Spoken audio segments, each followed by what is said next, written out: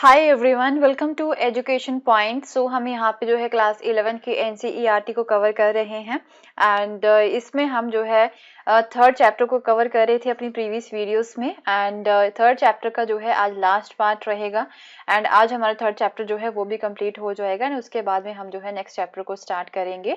And इसमें हम जो है रोमन एम्पायर के बारे में पढ़ रहे थे एंड अब तक हमने यहाँ पे जो है रोमन एम्पायर जो है वो कहाँ तक एक्सपेंड थी वो चीजें हमने यहाँ पे देखी थी एंड क्या यहाँ पे इनका गवर्नमेंट स्ट्रक्चर क्या था वो भी चीजें हमने देखी थी। जैसे कि पहले यहाँ पे सीनेट हुआ करता था, सीनेट जो कि एक गवर्नमेंट बॉडी थी, कॉन्स्टिट्यूशनल बॉडी जिसे हम बोल सकते हैं। जब यहाँ पे रोम जो है ना वो रिपब्लिक हुआ करता था तो तब तक यहाँ पे सीनेट रहती है। बाद में यहाँ पे जो है अथॉरिटेरियन रूल जो है वो स्टार्ट हो जाता है।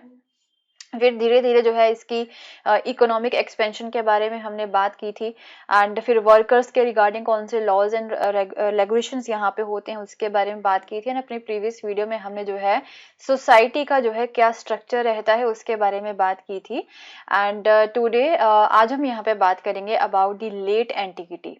लेट एंटिक्विटी का मतलब हो गया 6th एंड 7th सेंचुरी की। अगर हम बात करें 6th एंड 7th सेंचुरी का जो रोमन एम्पायर थी ना उसके बारे में जो है आज हम यहाँ पे कवर करेंगे, right. So let's start the topic. So we shall conclude this chapter by looking at the cultural transformation of the Roman world into its final centuries. तो हम यहाँ पे इस चैप्टर को किस तरह से कंक्लूड करेंगे कि जो फाइनल सेंचुरीज जो थी यहाँ पे इनकी 6th एंड 7th सेंचुरी की अगर हम बात करें तो जो किस तरह से कल्चरल ट्रांसफॉर्मेशन यहाँ पे हुई थी रोमन वर्ल्ड की। तो लेट एंटिक्विटी जो है ना वो एक ऐसी टर्म है वो यहाँ पे यूज की जाती है to describe the final fascinating period जो होता है ना एवोल्यूशन का। एंड रोमन एम्पायर जब यहाँ पे ब्रेकअप हो रही थी and it refers broadly to 4th to 7th century, right. तो हम जो है ना इसे ब्रॉडली की अगर हम बात करें तो इसे जो है 4 से लेकर 7th सेंचुरी तक हम यहाँ पे इसे एक्सपेंड कर सकते हैं। But however 6th and 7th century जो है वही इसके लास्ट पीरियड रहते हैं जब मोस्टली कल्चरल ट्रांसफॉर्मेशन हो रही थी। अगर ब्रॉडली की अगर हम बात करें थोड़ी बहुत तो इसकी ट्रांसफॉर्मेशन जो है वो 4th सेंचुरी से ही स्टार्ट हो गई थी। So the 4th century itself was one of the considerable ferment both cultural and economic. तो 4th century जो है ना वो काफी fascinating रहती है कल्चरली भी एंड इकोनॉमिकली भी। कल्चरल लेवल की बात करें तो यहाँ पे जो है रिलीजियस लाइफ में बहुत ज़्यादा डेवलपमेंट्स होती हैं and with the emperor Constantine deciding to make Christianity the official religion. अगर रिलीजन की बात करें तो कॉन्स्टेंटाइन जो कि यहाँ के एम्पर थे वो क्रिश्चियनिटी को ऑफिशियल रिलीजन बना देते हैं एंड 7th सेंचुरी में जाते जाते जो है इस्लाम भी यहाँ पे राइज होना स्टार्ट हो जाता है। And but there were equally important changes in the structure of the state and important changes भी यहाँ पे हुए थे that began with the emperor of the Diocletian and it may be to best the start with this. तो अगर हम state के structure की बात करें ना वो यहाँ पे 3rd सेंचुरी से स्टार्ट हो जाता है, लेट 3rd सेंचुरी से 284 से जब यहाँ पे स्टार्ट हो जाता है जब एम्परर थे यहाँ पे डायोक्लिटियन, राइट, वो यहाँ पे एम्परर थे। तो तभी से जो है ये स्टार्ट हो जाता है स्टेट का स्ट्रक्चर। सो यहाँ पे क्या होता है कि ओवर एक्सपेंशन हो चुका था, रोम एम्पायर जो है वो कितना ज्यादा बढ़ चुका था ये तो आप देख ही चुके हो। तो आप जो था ना डायक्लोटियन जो है उसके लिए इतने बड़े एम्पायर को संभालना बहुत ज्यादा मुश्किल हो रहा था। तो फिर डायक्लोटियन जो है वो क्या करते हैं कि धीरे धीरे जो कुछ टेरिटरीज थी ना जिन टेरिटरी से इन्हें कोई ज्यादा फायदा नहीं हो रहा था उसे वो धीरे धीरे छोड़ना जो है स्टार्ट कर देते हैं। फिर उसके बाद में जो इनके फ्रंटियर्स थे फिर उसे वो फोर्टिफाइड करते हैं, प्रोविंशियल बाउंड्रीज को जो है वो रीऑर्गेनाइज करते हैं। सिविलियन आर्मी जो होती है उसे मिलिट्री फंक्शन से जो है ये एक तरह से टोटली सेपरेट कर देते हैं एंड मिलिट्री कमांडर्स को जो है ज्यादा ऑटोनॉमी दे देते हैं एंड अब जो है ना ये मिलिट्री कमांडर्स ज्यादा पावरफुल ग्रुप बन जाते हैं एंड नए लॉ यहाँ पे पास कर दिए जाते हैं जिसकी वजह से जो रूलर्स होते हैं ना उन्हें जो है थोड़ी सी कम यहाँ पे पावर हो जाती है उनकी, राइट। एंड उसके बाद में मॉनेटरी स्फीयर में भी जो है बहुत ज्यादा इनोवेशंस इनके द्वारा की जाती है। इन्होंने जो है नई डिनोमिनेशंस जो होती हैं, नए कॉइन जो होते हैं प्योर गोल्ड के वो यहाँ पे स्टार्ट किए थे। उस कॉइन का नाम था सॉलिडस, राइट।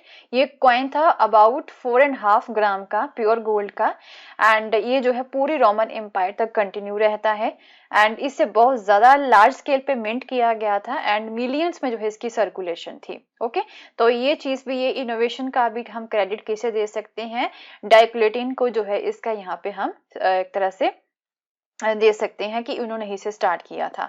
उसके बाद में जो है इन्होंने सेकंड कैपिटल बनाई थी, कहाँ पे, कॉन्स्टेंटिनोपल में जो है सेकंड कैपिटल बना दी थी, at the site of modern Istanbul in Turkey and previously called the Byzantium. अभी जो है ये इस्तांबुल में एक तरह से लोकेटेड है। एंड ये जो एरिया था ना, ये कॉन्स्टेंटिनोपल जो है ना वो 3 साइड से सी से घिरा हुआ था, राइट। तो ऑब्वियसली नई कैपिटल को अब नई सीनेट की भी जरूरत है, नया जो एक तरह से एक गवर्नमेंटल बॉडी की जरूरत है। तो 4th सेंचुरी में फिर इसी की वजह से जो है ना गवर्निंग क्लासेस जो होती है ना उसका भी काफी रैपिडली एक्सपेंशन यहाँ पे देखने को मिलता है।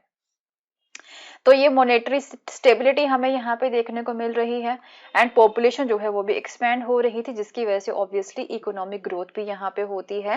एंड फिर कुछ आर्कियोलॉजिकल रिकॉर्ड्स यहाँ पे जो मिले हैं ना वो ये बताते हैं डैट कि रूरल इस्टेब्लिशमेंट्स में जो है ना यहाँ पे लगातार इन्वेस्टमेंट जो है वो की जा रही थी, एंड नई नई ऑयल प्रेसेस जो होती हैं, ग्लास फैक्ट्रीज जो होती हैं वो यहाँ पे सेटअप की जा रही थी, नई टेक्नोलॉजीज जो होती हैं वो यहाँ पे लगवाई जा रही थी, मल्टीपल वाटर मिल्स जो है वो यहाँ पे इंस्टॉल करवाई गई थी। एंड फिर जो ईस्ट के साथ इनका लॉन्ग डिस्टेंस ट्रेड होता है वो भी यहाँ पे कंटिन्यू रहता है। ओके तो ऑब्वियसली इसकी वजह से हम ये बोल सकते हैं कि डेट की स्ट्रॉन्ग अर्बन प्रोस्पेरिटी हमें यहाँ पे देखने को मिलती है, नया फॉर्म ऑफ आर्किटेक्चर हमें यहाँ पे देखने को मिलता है, लग्जरी भी जो है हमें यहाँ पे देखने को मिलती है। एंड जो रूलिंग इलाइट्स थे ऑब्वियसली वो वेल्दियर थे एंड वो ज्यादा पावरफुल थे देन इवन बिफोर। तो इजिप्ट में हमें जो है ना हंड्रेड्स ऑफ पेपरी जो है वो मिली हैं जो कि लेटर सेंचुरी से बिलोंग करती हैं। तो वो ये बताती हैं डैट कि जो यहाँ की सोसाइटी थी ना लेटर सेंचुरीज की 4 से लेकर 7 सेंचुरी तक की अगर हम बात करें तो वो एक तरह से वो पैसे का बहुत ज्यादा यूज करती थी, एंड एक तरह से उनकी गोल्ड में बहुत ज्यादा इनकम थी, राइट। एंड उसके बाद में नॉर्दर्न ईस्टर्न कंट्री साइड की अगर हम बात करें, रोमन एम्पायर का जो ईस्टर्न कंट्री साइड है तो वो ज़्यादा डेवलप था एंड वो ज़्यादा अब डेंसली पॉपुलेटेड था। ओके एंड जो अभी 20th सेंचुरी की हम यहाँ पे बात करें तो उस समय में 20th सेंचुरी में भी इतना ज़्यादा पॉपुलेटेड नहीं है जितना उस समय में ये पॉपुलेटेड हुआ करता था, काफ़ी ज़्यादा ये डेवलप था।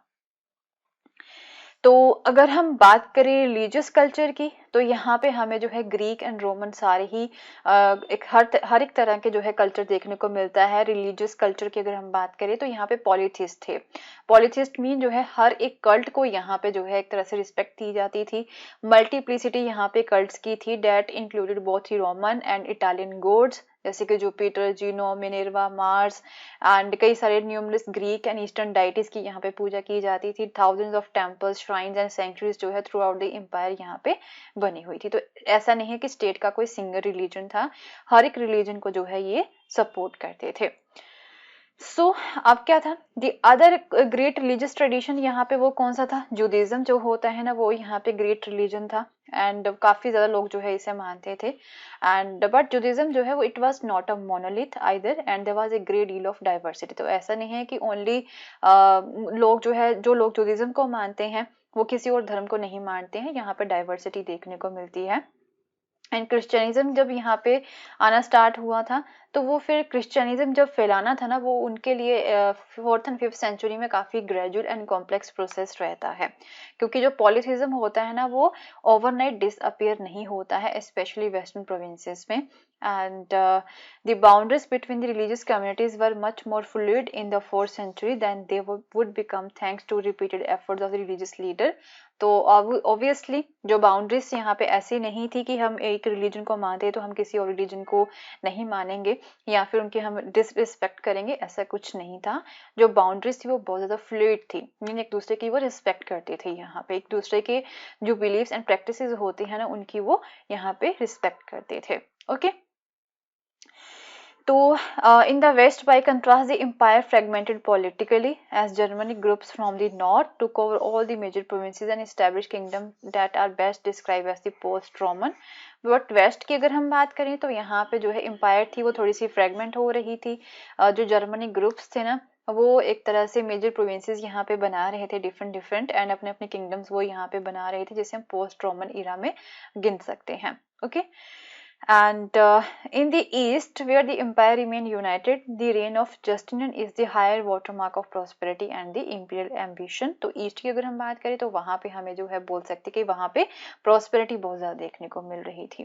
तो जस्टिनियन जो कि नेक्स्ट इनके रूलर थे, उन्होंने जो है रिकैप्चर किया था अफ्रीका को फ्रॉम द वेंडलस। एक समय में अफ्रीका जो उनके हाथ से निकल गया था। एंड उसके बाद में क्या होता है यहाँ पे कि प्रॉस्पेरिटी हमें देखने को मिलती है। And by the early 7th century, the war between the Rome and Iran had flared up again. तो फिर अर्ली 7th सेंचुरी में रोम एंड ईरान के बीच में फिर से वॉर स्टार्ट हो जाती है। And the Sasanians who had ruled Iran since the 3rd centuries, तो वो थे यहाँ पे ईरान में सासासियन, जिन्होंने जो है 3rd सेंचुरी तक यहाँ पे ईरान में रूल किया था। उनका यहाँ पे इनके साथ युद्ध दोबारा से स्टार्ट हो जाता है।